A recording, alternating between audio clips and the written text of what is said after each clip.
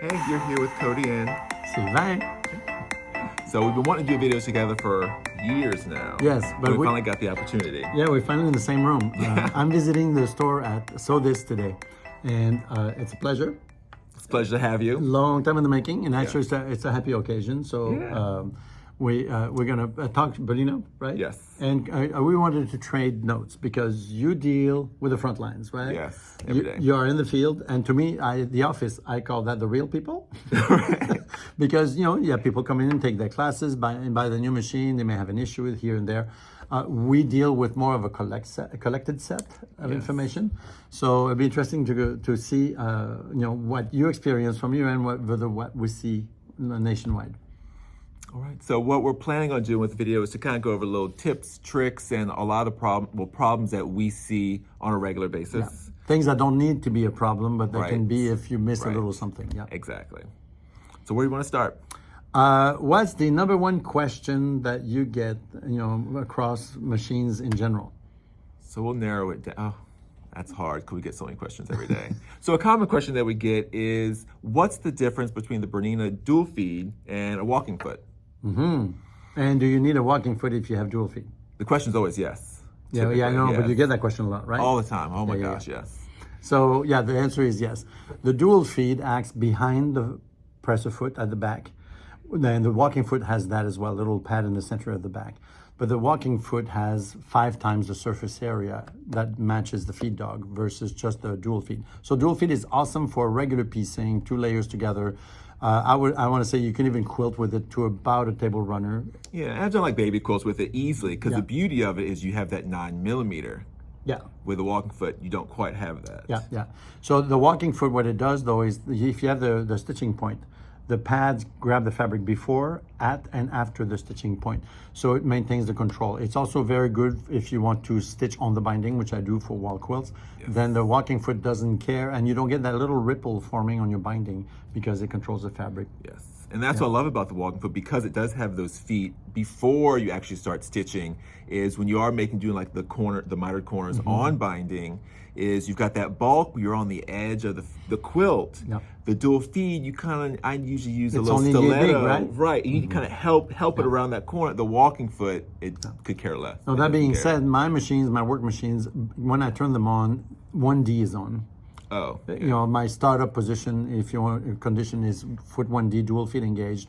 And for 95% of my sewing, it's fine. But for that other 5%, you need a walking foot. So, and people who quilt live in that 5%. Yes. Or even like furs or cuddles, the walking foot is actually, so much I easier. bought 2 pieces of Lux cuddle to make a throw. Shannon Fabrics has their throw fabric, the throw pattern. We love it. And it also, so the walking foot is waiting when I get back home. It's waiting next to my machine, and it's going to go to work. Oh yeah, and it'll sail through that fur with no problem. So you need both. In my recipe is always dual feed is 5 times the convenience. Yes. Because it integrates with a variety of feet. That's awesome. Oh yeah. But the walking foot is 5 times the performance.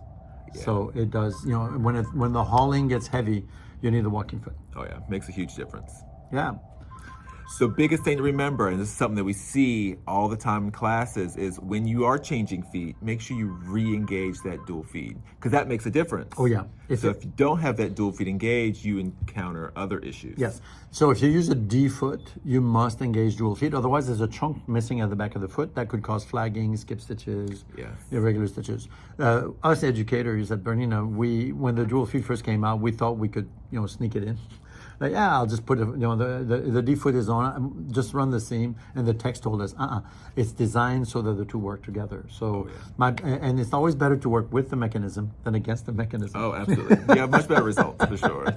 Try that when you're driving too, right? Cool.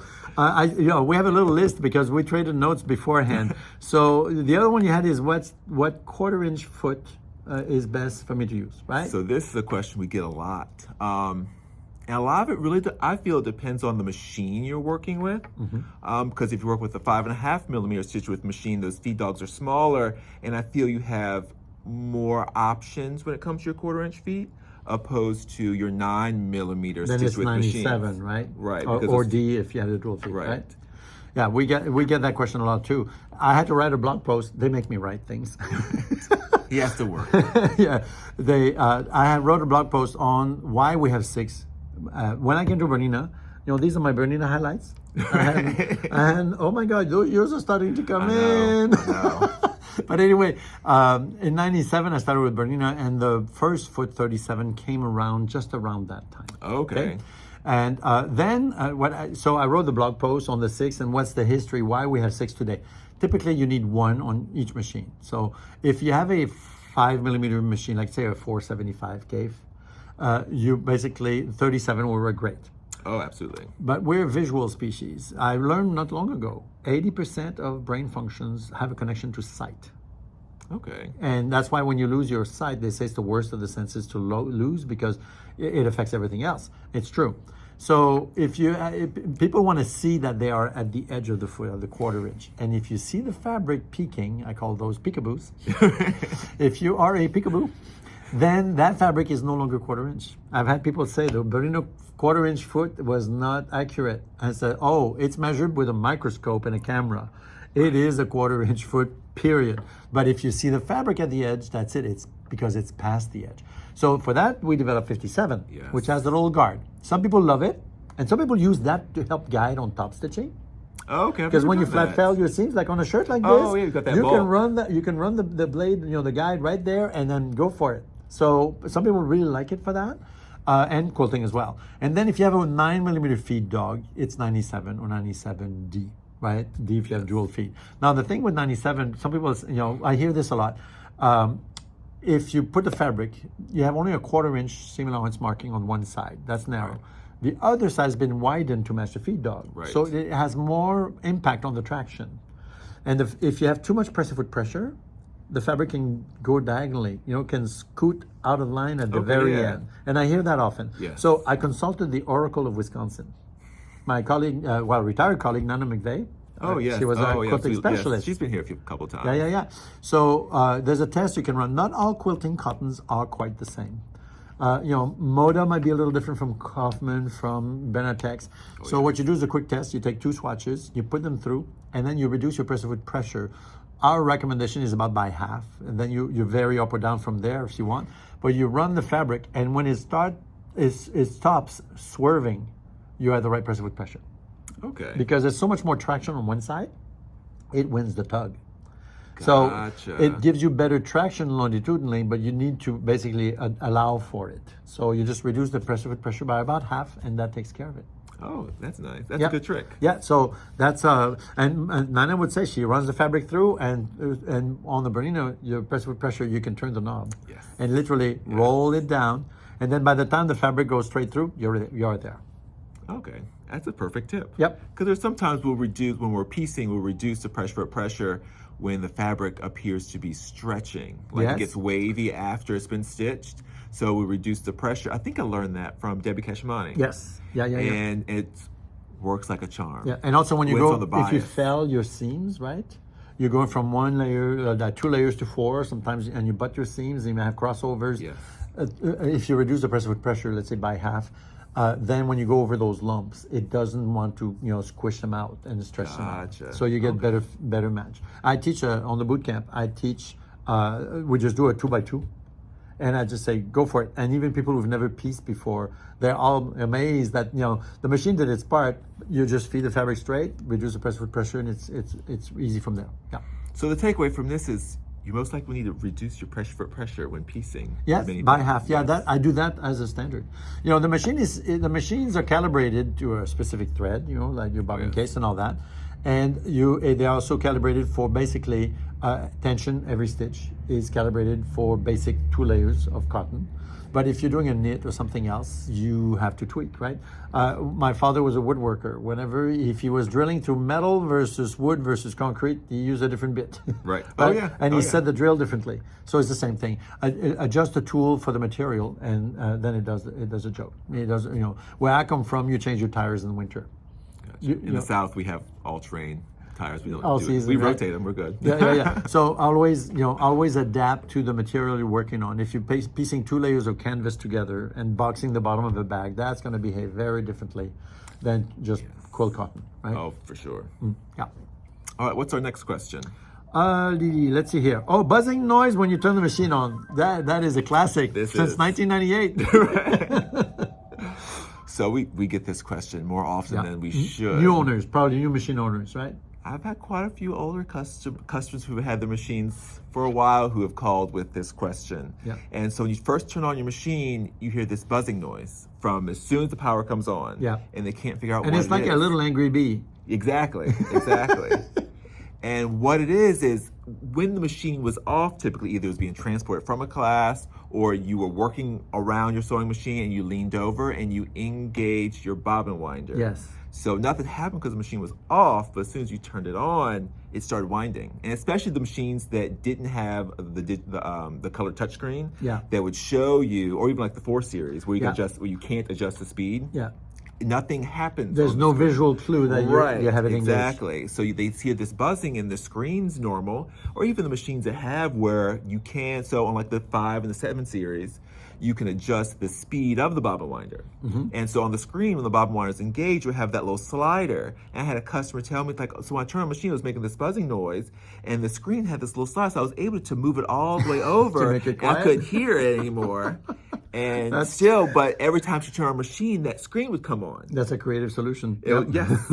But all it is, and this is one of the most popular questions, and all it is your bobbin winder is engaged. And the reaction when people find out it's just a bobbin winder, it's usually a good chuckle. Oh yeah. Oh yeah. Until about 20 years ago, when we engaged a bobbin winder, it was passive. You had to use a foot control to make it turn. And when embroidery came about, then it made sense to have the bobbin winder autonomous, where when you engage it, it spins. And on that note, for those of you who have embroidery, I use a bobbin thread, right? The OESD bobbin, embroidery bobbin field, right? So those are cones, and I use the multiple spool holder. Yes. And I put the cone on the far right. And then when the thread goes up and back down, I use that little clip on the top of the machine, not the main one built into the multiple spool holder, but the one built on the machine that most people don't know what it's for. Right. It has a few uses, one of which is passing the bobbin thread there. Then I can go to the pre-tension unit and then right to the bobbin, and I can literally keep winding bobbins while the machine's embroidering. Otherwise, and you're not interrupting your threading of the machine because it's completely separate. Yeah, and if it's a big project, I'll wind several bobbins and put them on one of the spikes. Oh yeah, the multi-spool holder. That's into that question.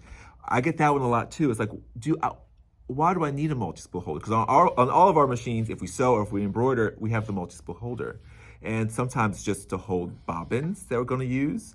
Or if we use some larger cones of thread, because a lot of times if we're piecing a quilt, we don't buy small spools of thread. We'll buy like the Orfil in the larger cones. Yes. And you need some type of spool holder. Either it's one that's sitting on the table or it's one that's on the machine. Yeah. And so it's nice to have it, even if you just sew. Like I've got needles stuck in my little foam. I've got bobbins. I've got colors that I was working on last month. Or embroidery, you can line up your colors ahead. Exactly. Right.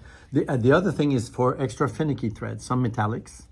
By the time they've gone up and down that antenna, if you want the thread guide, then the thread has been released from all the kinks and the coiling, and it's not going to whiplash off because it's being pulled away from the spool completely. Yes. Then when it comes back down, it's free to go, and it stays lined up with the machine. So it tames the thread as well at the same time. So it gives it more time to stretch out or get its kinks out. It makes it especially anything like metallic.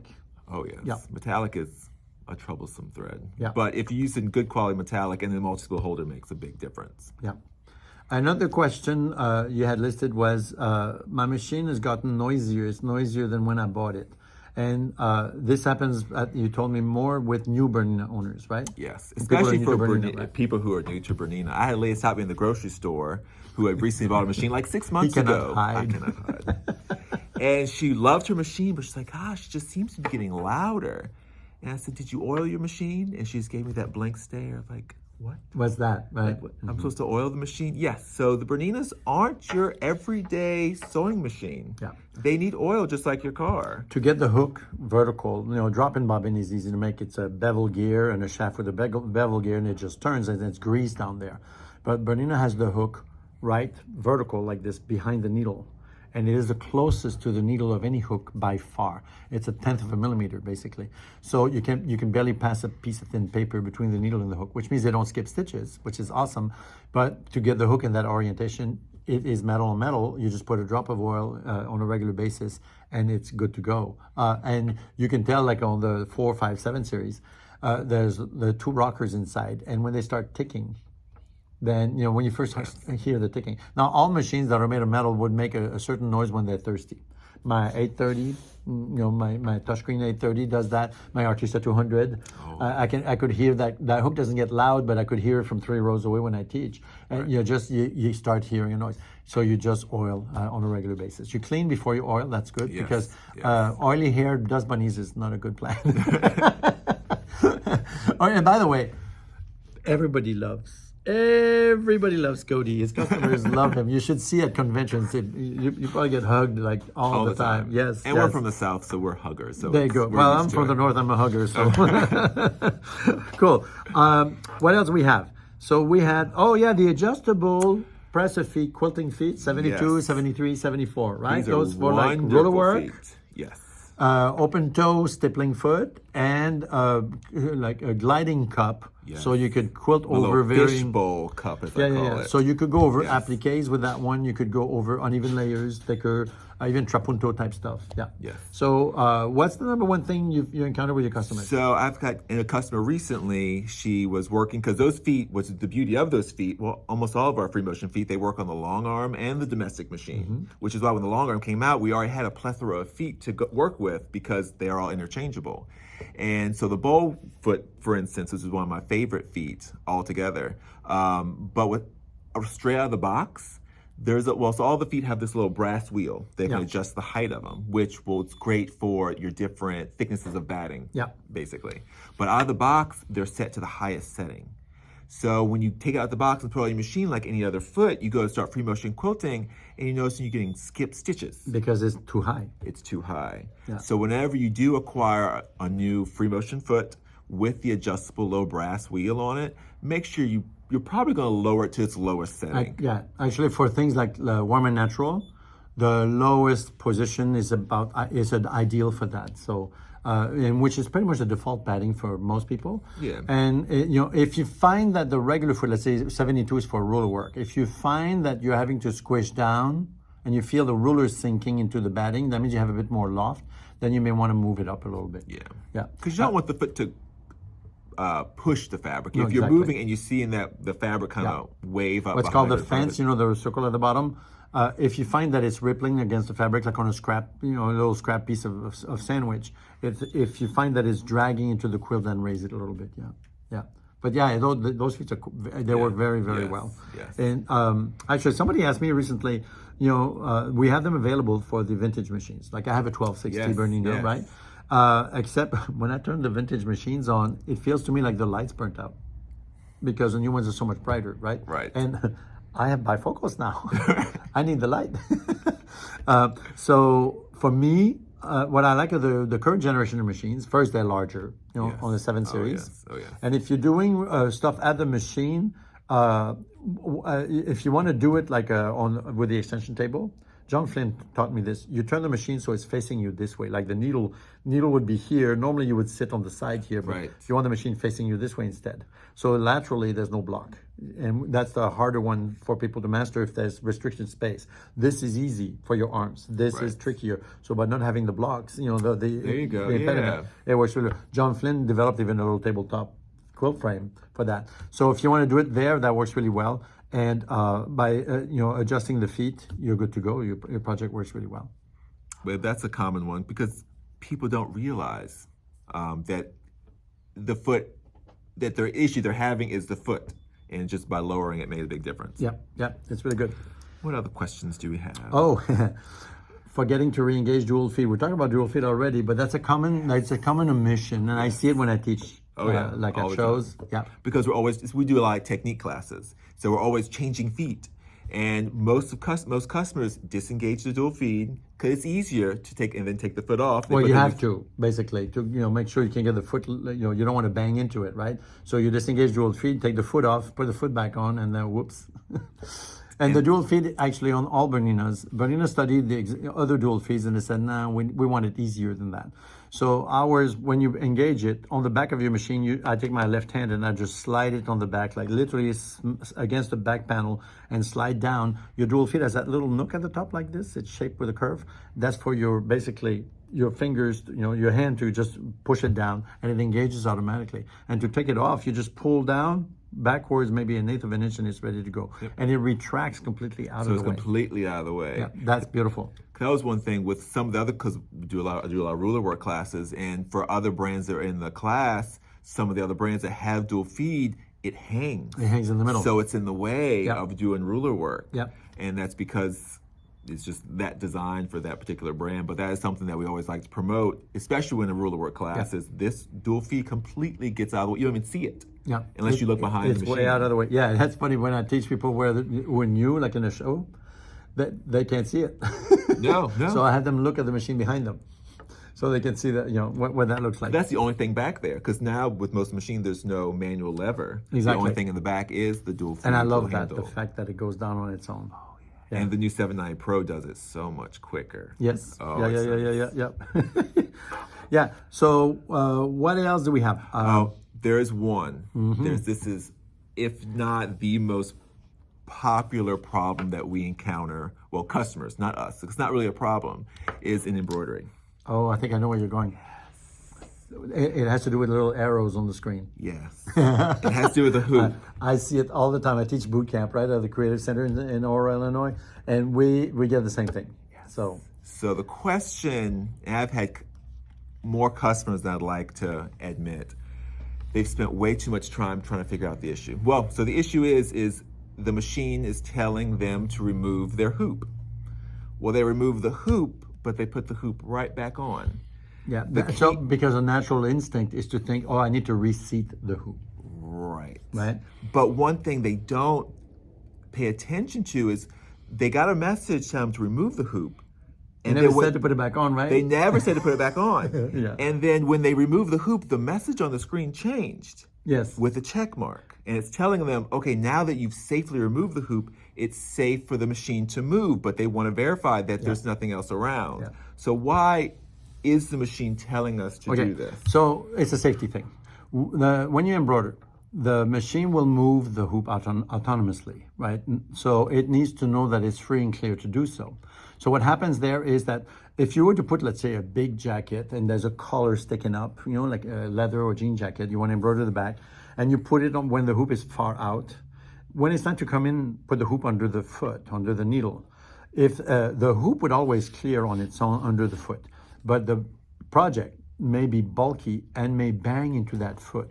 So the machine knows when there's a hoop on the module, and that being known, if it's not in position, it will say, no, take it off. There are only 3 animations, right? Yeah. One is pinch and raise, like the arrows go up. So 2 arrows going pinch, the hoop release, and then move them up. So that removes the hoop. The opposite one, when it's time later, when it's time to put the hoop back on, is pinch, and it's down and pinch. So that puts it back on. A little tip, always stand when you put the hoop back on the machine. You get a clean up and down motion. If you are sitting, there's an angle here. There's a struggle. And then you may be landing the hoop, the bracket at an angle, and then it will buck against the beginning and fail to engage on the second one because it was meant to go this way, but now it's at an angle. There's a little geometry involved. There's always math. Yeah, so always stand when you take it on, take it off. And then it's easy on your shoulder and your arm anyway, and you get cleaner results that way. So if the machine says take it off, then you say okay on screen.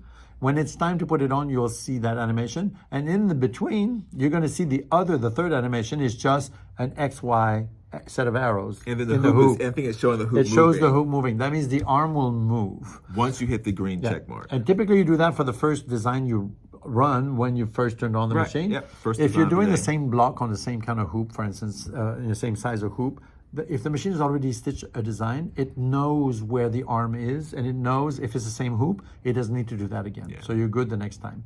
But yeah, if you move the arm out manually, if you put the hoop back on, it will say take it off. It's a safety thing. So the takeaway message here is don't put the hoop on the machine Until it says so. tells you to. I joke, it's Swiss. Don't argue. Right. Yeah, no, it's a safety thing. It is. Yeah. Just like the pressed foot on embroidery, you have to select the foot that's on the machine. That is another very popular thing. If you know, I'm a user myself, right? So you go like, in the kitchen, my mixer, whatever, I'll put something on, say, what's your problem today, right? So what happens is that you put foot 26 for embroidery, say, what's your problem? I put the foot on, you should be good. The machine needs to know what foot is on. The machine never knows what exact foot is on. No, and I think what confuses people is, at least with the newer machines, is when you're on the screen, it shows that the number 26 foot is on. In white. In white. It needs to be in yellow. And I think that's what confuses people. It's like, well, it says 26. I've got 26. Why does it keep giving the message for that? So white is for recommendation. The machine is saying you should be putting foot 26 on right now. But it's not going to turn yellow until you go and manually say, okay, I confirm I put 26 on. Yes. Because there's no sensor on the foot to tell the machine what foot is on. So the machine never knows what specific foot is on. It knows what kind of foot.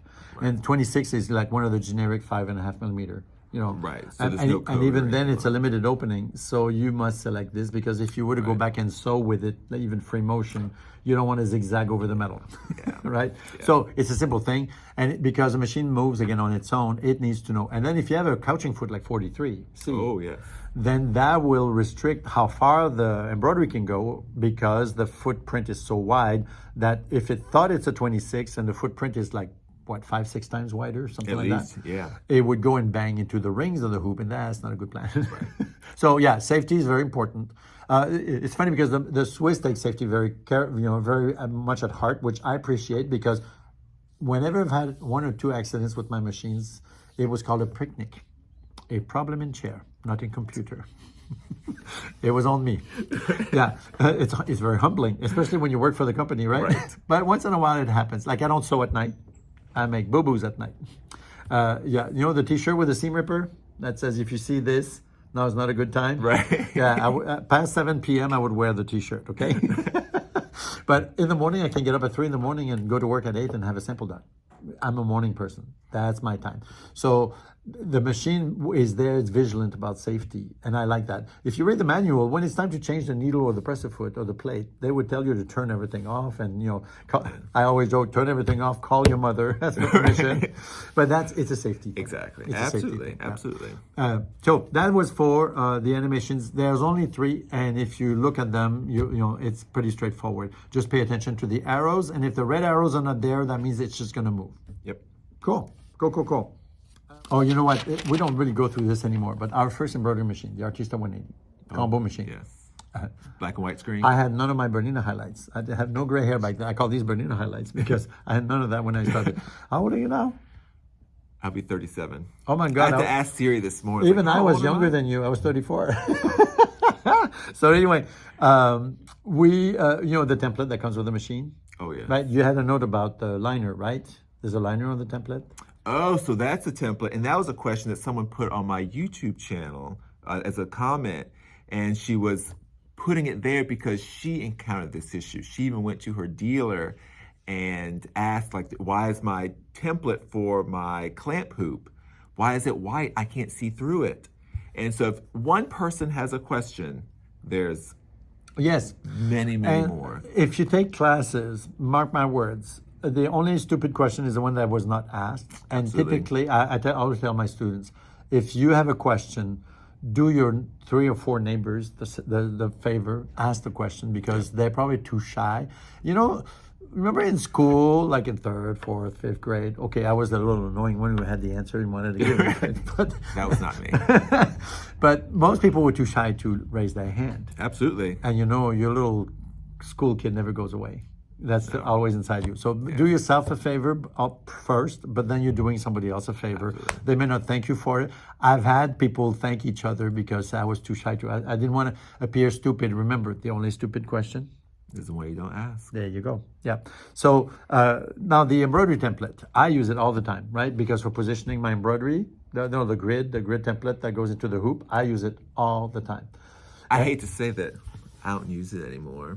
Oh, he's that good. He is No, that because good. now with the Pro, you don't need. Well, you have a laser, yeah. But if I want to pre-position on a pattern and all that, I can mark the dots and all that, Before you ever hoop it. Yeah. You use Before the I hoop. template, Yeah, right. it's a pre-positioning thing.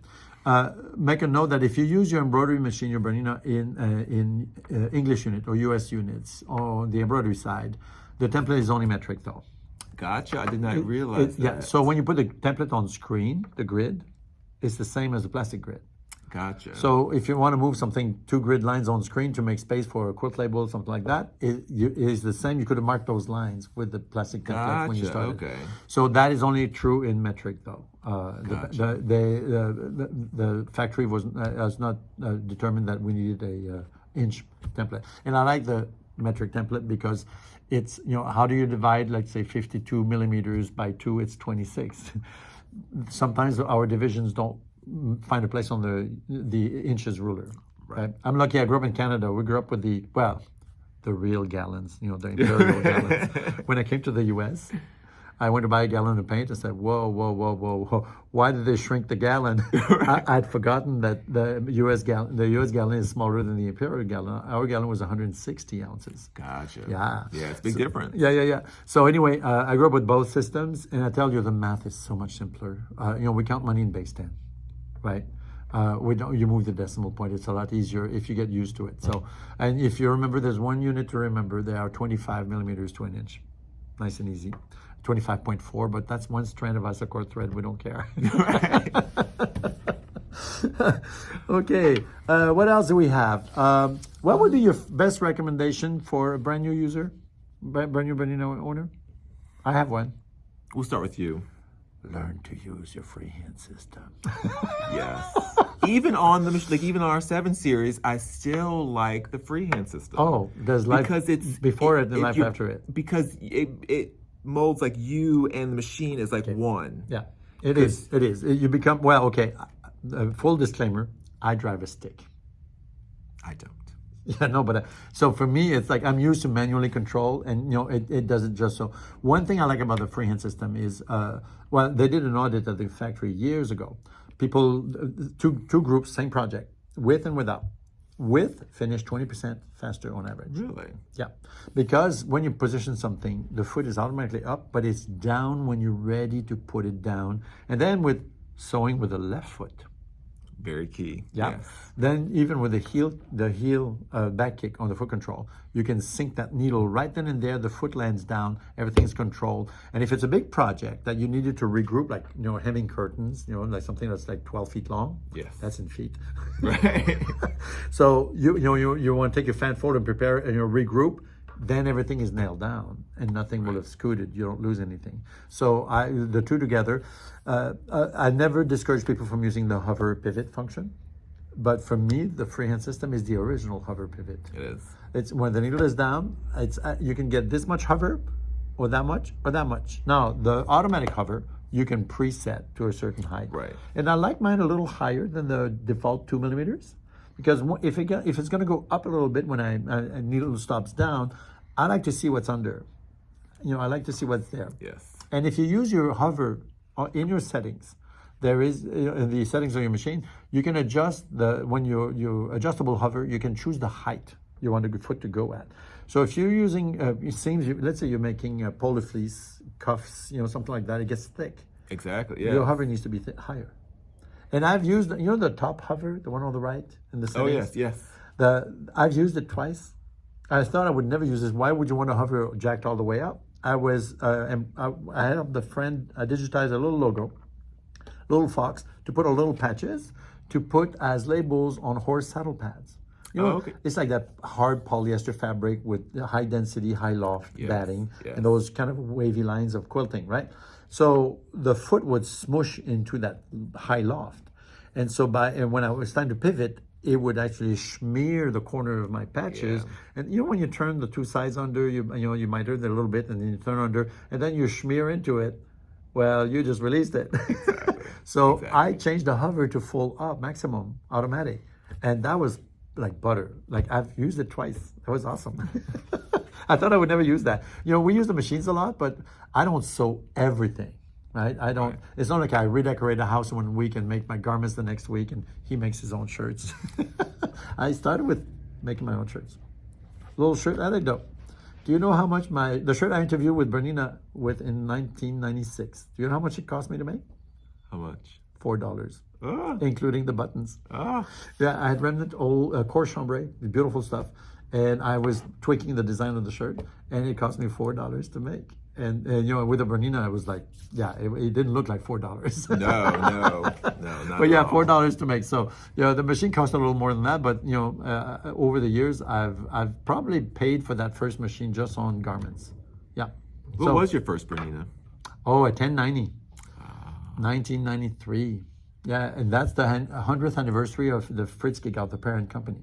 Oh, wow. Yeah, what we call Bernina International today was called Fritz Gigauf. And Fritz Gigauf AG, like LLC type of thing, if you want. And then the Gigauf company, you know, made a hem stitch machine for the beginning of the company, right? That hem stitching machine was so good that when they you know, hemmed the silks, the real silk stockings before nylons came out in the mid 20th century, the verb was called Gigaufing. Hem stitching silk stockings was called Gigaufing because the machine was so good that it kind of had the market for that application. Oh, cool. And I want to say the name, you know, we say we sew today, we quill, we don't Bernina. But the same caliber stayed when Fritz Gigauf had to start the Bernina brand during the Depression because the Gigaufing machines were no longer being sold. That type of stitching had gone away. Gotcha. So he had to save the 1,200 whatever employees in the factory. He had to reorient and develop the Bernina sewing machine. And the same caliber, like it's, you know, they're reliable. They last a long time. They're handed down. Yes. Yeah. Oh, yeah. They're handed down. I just taught at a show last week. We had 200 participants. And, you know, we joked, so how many children Berninas do you have?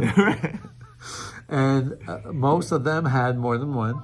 And most of them had already handed down to a daughter-in-law, a son-in-law, a daughter, a son, a nephew. I just passed the one, my mother passed away last year, 91 years old. I'd given her a Bernina when she was 71. So it came back to me. That was a rule. Whatever we had given her, she would go back to the person who given to her. And so I had it serviced. And then a Virtuosa 160. Oh, yes, yes. Yeah, great little workhorse. Oh, yeah. And I gave it to my brother, my sister-in-law, who are just refurbished a tiny little house they're going to retire in. And they, so my sister-in-law's making curtains, and now she started making dresses, and she's having a field day. Cool. And they were so impressed by the caliber of the machine. I say, yeah, for a straight stitch on, it's that caliber. So, as we say at the office, we don't just make the Kool-Aid; we still drink the Kool-Aid. Right. You know, I for me at heart, I'm you're a user as well. Oh, right? absolutely. So this stuff has to work for us, right? So, and this store and this guy in particular. Now I can make him blush, but it doesn't show. But no, Cody is very well loved by his customers because he takes the time to explain, and he's a user himself. You know, so like if I'm fighting with the technique, I need to figure it out. And if I'm fighting with my machine, I will open the book because I know that I'm missing something. Now, it doesn't happen often anymore because I've been around the machines for so long, but every once in a while, I was the weirdo who would go look up a word in the dictionary when I was a kid. So I will pull up the manual and do yourself a little favor. If you have a modern touchscreen Bernina, the manual, well, all the current machines, basically, the manual is available from the website as a PDF. And I love that. Most of us have a big tablet, an iPad, I have an Android. I have a 15-inch tablet. Oh, gosh. It's like an iPad Pro, right? Yeah. That's full-size page, right? Yeah. So I don't have to squint or scroll or pinch and all that. So you can download the manual from your model on the website. When you go to the support tab on that model page, at the bottom is the manual. And then when you put that on your cloud service, you put it on your tablet. The beauty of it is that it's a PDF and you can search it. You can search words, yes. Somebody said a word, and you said, I've never heard that word. A lot of them are French words, by the way. Some of them hard to recognize, but when I first heard entre deux, I was like, what's that? Oh, entre deux. Never mind. It means between the two. Oh, okay. Yeah. He has a French last name. And when I pronounce it in French, he looks at me funny. But anyway, The manual is searchable, so you can search, like, if you say applique, oh my God, there's going to be like probably 57 instances. But you just go next until you hit on the thing you were looking for, and then the page is right there. And if your tablet is connected to your printer at home, you could print that page right then and there. Yeah, that's perfect. Yeah. So sometimes the page pinned to the cork board will go in better than the closed manual somewhere on the shelf that I don't remember where I put it. I still have a stump chair that has the lift seat. Oh, yeah. With a cavity, the storage. That's where I put the manuals. So I'm sitting on the information. That way I don't have to look for them. Now, I thought I would do the same thing with the big books. I can't. There's too many of them. Oh, gosh. I know. But they're wonderful. The big books. The books. I mean, I can't even name them all, I don't think. Yeah. No, which is a good thing. But the big books, the big book of feet. It's hands down the best one. Yes. It should be your first one. Yes. Right? Yes. It will do two things for you. It will let you leverage what you got. If you own 15 press of feet, get the max out of them. But if a foot is really not the best for a certain technique, that there is a foot designed for that, let's say an adjustable roller work foot, the regular press of foot doesn't work well for that, then it will point you in the right direction as well. Oh, yeah. The big book of feet. And they've revised it over the years. Yes, so there's quite a few newer additions. New feet, And if you want to play, I mean, there's one of embroidery, serging, quilting in the hoop, computerized quilting. But one that I really like is the Big Book of Stitches. That's the one I haven't played with. It sits right there on my desk, somewhere over there. It looks really cool, and I love stitches. It's just it came out in a bad time. Yeah, exactly. Timing is everything. And if you work at a store, I've taught in a local store. Never worked as an employee of a store per se, but my colleagues have as well. We know how busy you are. Like and for a store owner, it's just 8 days a week. Right? You do the payroll on Sundays. No, I don't. That's not my responsibility. Yeah. But I mean, if you're a store owner, I do. So it's sometimes, we say, when I have time, that can be a very stretchy segment. But the Big Book of Stitches, it basically is stitch recipes, we used to call them. Oh, yes. And you just line up parallel rows of stitching, crisscross rows, and you just play on fabric. Take a piece of stabilizer, piece of fabric, a little 505 temporary spray, adhesive, and then run your stitches on this. When you're done, you can cut a piece that could be the pocket of a tote. Nobody will have the same thing. And speaking of stitch recipes, it's one of my favorite. I love it because you can also, with the Bernina, especially our higher end Berninas, all of our decorative stitches are also on the embroidery side. Yes. So we've done classes where we've combined all these stitches in the embroidery and then just embroidered them out. So we've got beautiful fabric that we've created just using our stitches, and we can make them much larger than the 9 or the 5.5 millimeter that the machine's capable of. Yeah. So it's a lot you can do with stitches. My definition for a modern Bernina, especially if it has embroidery, it's a big box of crayons. Yes, it is. Yes. So do we have anything else? I think that's pretty much it. Yeah, I think we covered the list that you made. Yeah, cool. That was fun. Yeah, that was fun. Yeah. This is just 30 minutes of thinking of common questions. But if we sat down longer, we could come up with hundreds of pages of questions that customers come with every day. Some of them are common, some of them are less common, but still very important, because if one person has that question, we're not that special. No. Now, the one thing though, when you have a question or something is not working the way you expected, stay in touch with your local store, because that, in the typical store, somebody quilts, somebody makes shirts, right? But there's a variety of talent there and skills, techniques, right? Oh, yeah. And so sometimes it's how you handle the fabric. It's not the machine or the foot. Sometimes it's, oh no, you need that foot. Then you'll get the results you want. Right. So stay in touch with your local store. It's the number one thing. And make sure your machine is serviced every year. Yes. Even if it sits. We were talking earlier.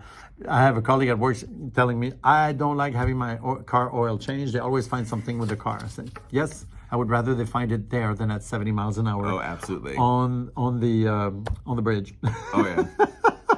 Right? Yeah. So a lot of it is just maintenance. And if there is ever something that needs to be adjusting before it becomes a boo-boo, then your tech takes care of that. So absolutely. It's preventative. It's just preventative. And then for the price paid for the machines today, you want them to hum. Exactly. Right? You just want them to last a lifetime. Yes, because I count my quilts by the million stitches, and I've lost count. No, the machines don't care. They're workhorses. So it's cool. Absolutely. All right. Well, thanks for chatting. This was fun. I'll do it again. That was fun. You'll have to come to Chicago. We'll do it from there next time. Exactly. Cool. Well, you might see us again later because we'll be at BU together in a couple of months. 6 weeks. 6 weeks? 5, 6 weeks, yeah. In a few weeks. Yeah.